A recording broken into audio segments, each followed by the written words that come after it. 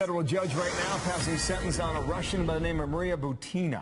She's a Russian national caught up in a conspiracy to try and influence U.S. policy in Washington, D.C. Chris Stazak's a former senior investigative counsel on Capitol Hill and a former New York State Assistant Attorney General. Welcome, Chris. Good to be here. See you. She wants to go home. No more prison time. She's been in jail for several months. Prosecutors want her to serve a year and a half. What comes of this? Well, we'll have to see what the judge says, but you're right. She wants to go home, and I think at the end of this, one way or the other, irrespective of what her sentence is, she will go home, and I can guarantee you this. When she gets home, Vladimir Putin will have a cup of coffee with her. He'll say, thanks for taking one for the team, and she'll have a long career in the Russian government, and she wants it. Because as you know, and I watched the lead into this show, she's accused of being a spotter.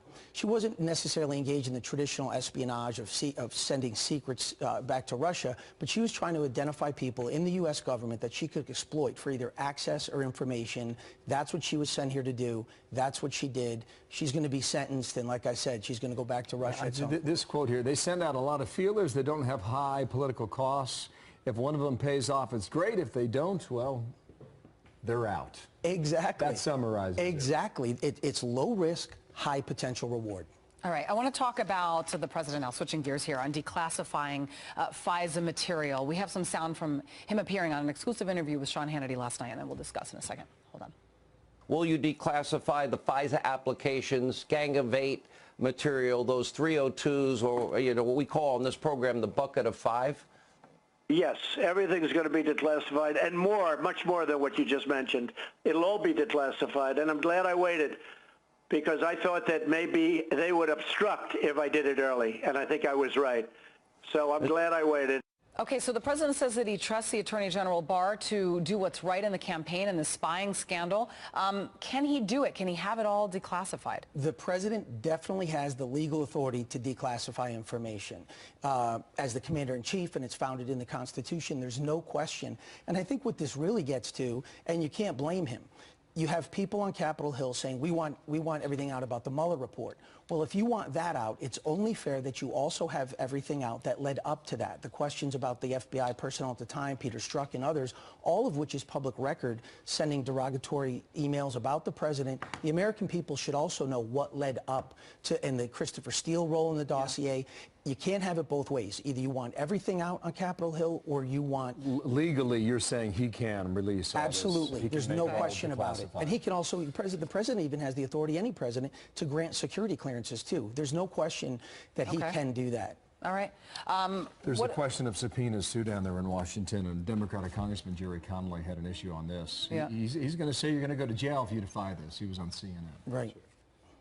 If a subpoena is issued and you're told you must testify, we will back that up, and we will use any and all power in our command to make sure it's backed up, whether that's a contempt citation, whether that's going to court and getting that citation enforced, whether it's fines, whether it's possible incarceration. We will go to the max to enforce the constitutional role of the legislative branch of government. So Connolly there is threatening to jail Trump officials if they don't comply with subpoenas. Can he do that? Right. The answer is, first of all, Jerry Connolly personally can't do that. He's not the chairman of the committee, and even if he was, Congress Chairman Cummings is, there's a legal process for that. You can hold someone in contempt. For example, Eric Holder was held in contempt when the Republicans held Congress for the same thing, not giving documents. He didn't go to jail. So I understand what Congressman Connolly is saying, and it certainly does make headlines, and there is a legal process for contempt. But you're talking at least a year, 2 years before anybody goes to jail. One more question on that then. If the president says we're going to defy all the subpoenas, can he win on that case legally? It's going to be, depends on what the subpoena is for. And as you know, and as you pointed out, there are many subpoenas out there right now. He can win. The power of Congress, and I used to work on the House Oversight Committee, I wrote those subpoenas for the chairman, and at the time the chairman, to sign. They can be challenged. The powers of Congress to investigate are extremely broad. The case law is well settled. But the president, every president, President Obama, President Trump, also have the right to fight subpoenas. And if they choose to fight, you're saying it'll take at least a year. Over two. Absolutely. It could be 2 years. It could go into the next election. Absolutely. Fighting the subpoenas and fighting contempt. Yeah. Absolutely a year, and would go into the next election. Thank you for your expertise. Chris Stazak here in New York City. Nice to see you, Chris. Good to be here. Thank you, and have a great weekend.